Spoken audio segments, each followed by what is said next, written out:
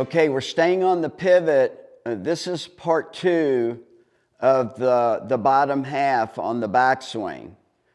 If you recall part 1, I was on the 2x4 showing you where you could take another step from the fence drill. And then I wanted to explain a little bit today in part 2 how your hips actually work. When you see your hips or somebody's hips rotate, actually what's happening on your trail side, your trail hip is actually moving the opposite way. So when you rotate, it looks like, and you're going to feel your backside on the fence, but actually your hip, it's called internal rotation. It's actually working this way. It doesn't work that way. That's why you don't want to shift weight or slide.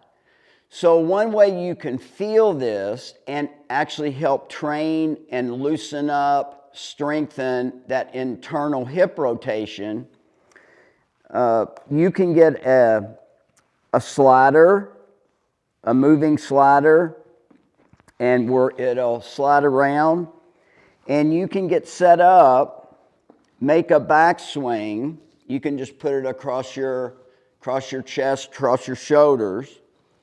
And when you pivot, you're going to take your right foot, your trail foot, and actually turn it inward.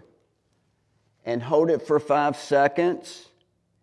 And then pivot some more and turn it a little more and hold it for 5 seconds. And then pivot some more. So that internal hip rotation actually is what lets you make a better, bigger pivot, a more precise pivot. So you're not flailing open. Actually, as you're turning, your hip is working inwardly. And doing this exercise with the slider will help you loosen that up, strengthen it, and stretch your top half that's going to be pivoting. You can also do it on the forward side where you pivot forward. Remember, inward. So that's what your lead hip does also.